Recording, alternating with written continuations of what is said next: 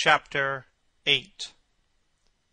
When his servant entered, he looked at him steadfastly, and wondered if he had thought of peering behind the screen. The man was quite impassive, and waited for his orders. Dorian lit a cigarette, and walked over to the glass and glanced into it. He could see the reflection of Victor's face perfectly. It was like a placid mask of servility. There was nothing to be afraid of there, yet he thought it best to be on his guard. Speaking very slowly, he told him to tell the housekeeper that he wanted to see her, and then to go to the frame-maker's and ask him to send 2 of his men round at once. It seemed to him that as the man left the room he peered in the direction of the screen, or was that only his fancy? After a few moments, Mrs. Leaf, a dear old lady in a black silk dress, with a photograph of the late Mr. Leaf framed in a large gold brooch at her neck, and an old-fashioned thread mittens on her wrinkled hands, bustled into the room. "Well, Master Dorian," she said, "what can I do for you? I beg your pardon, sir." Here came a courtesy. "I shouldn't call you Master Dorian any more, but Lord bless you, sir, I have known you since you were a baby. And many's the trick you've played on poor old Leaf.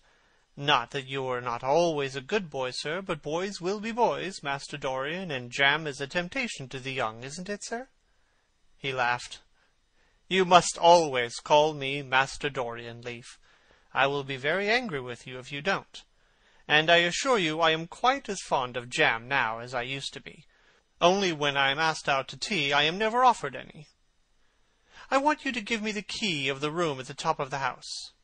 "The old schoolroom, Master Dorian? Why, it's full of dust. I must get it arranged and put straight before you get into it. It is not fit for you to see, Master Dorian. It is not, indeed. I don't want it put straight, Leaf. I only want the key." "Well, Master Dorian, you'll be covered with cobwebs if you goes into it. Why, it hasn't been opened for nearly 5 years, not since his lordship died." He winced at the mention of his dead uncle's name. He had hateful memories of him. "That does not matter, Leaf," he replied. "All I want is the key." "And here is the key, Master Dorian," said the old lady, after going over the contents of a bunch with tremulously uncertain hands. "Here is the key. I'll have it off the ring in a moment, but you don't think of living up there, Master Dorian, and you're so comfortable here." "No, Leaf, I don't.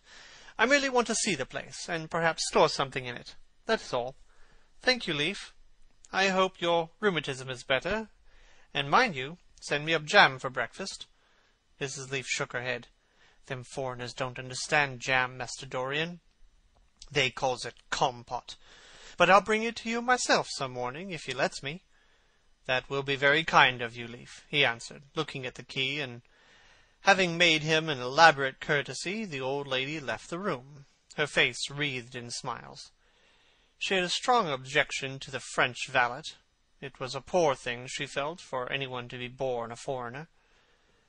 As the door closed, Dorian put the key in his pocket, and looked round the room.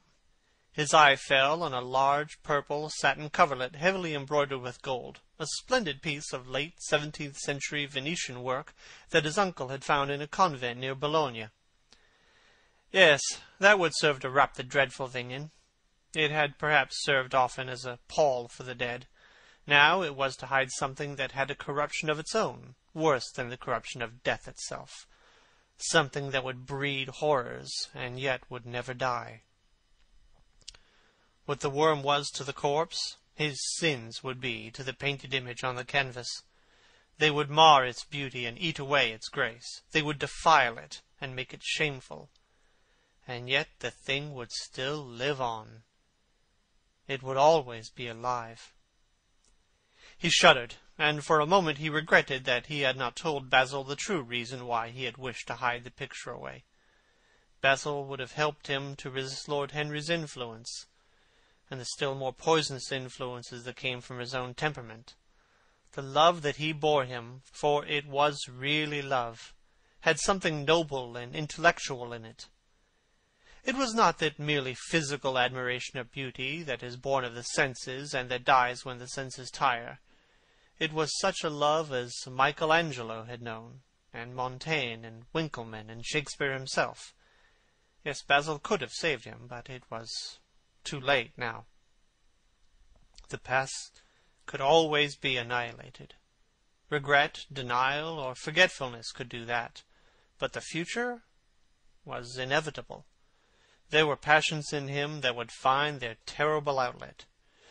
Dreams that would make the shadow of their evil real. He took up from the couch the great purple and gold texture that covered it, and, holding it in his hands, passed behind the screen. Was the face on the canvas viler than before?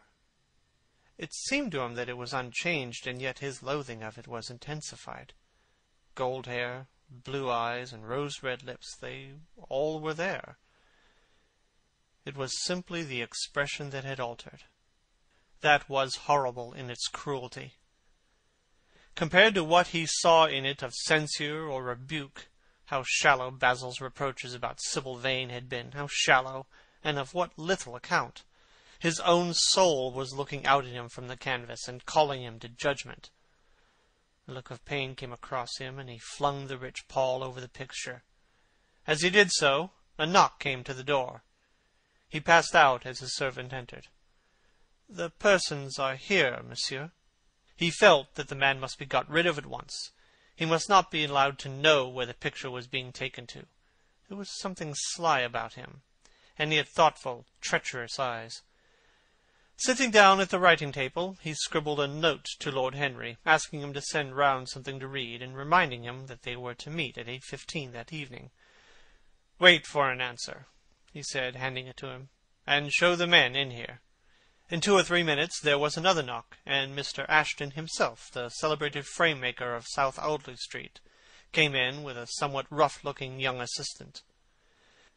Mr. Ashton was a florid, red-whiskered little man, whose admiration for art was considerably tempered by the inveterate impecuniosity of most of the artists who dealt with him. As a rule, he never left his shop. He waited for people to come to him, but he always made an exception in favor of Dorian Gray. There was something about Dorian that charmed everybody. It was a pleasure even to see him. "What can I do for you, Mr. Gray?" he said, rubbing his fat, freckled hands. "I thought I would do myself the honor of coming round in person. I have just got a beauty of a frame, sir. Picked it up at a sale. Old Florentine. Came from Fonthill, I believe. Admirably suited for a religious picture, Mr. Gray." "I'm sorry you have given yourself the trouble of coming round, Mr. Ashton. I will certainly drop in and look at the frame, though I don't go in much for religious art.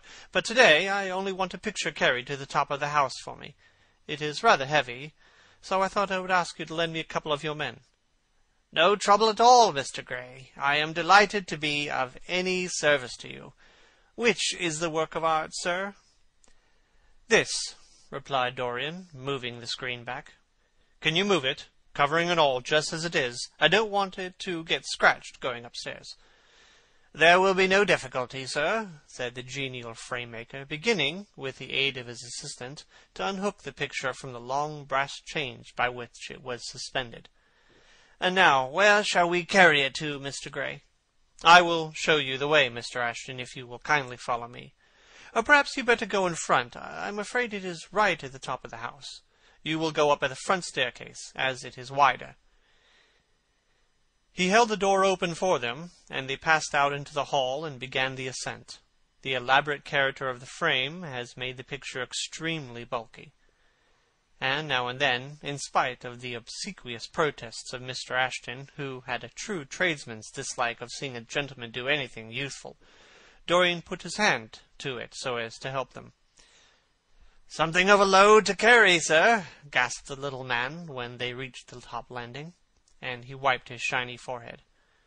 "A terrible load to carry," murmured Dorian, as he unlocked the door that opened into the room that was to keep for him the curious secret of his life and hide his soul from the eyes of men.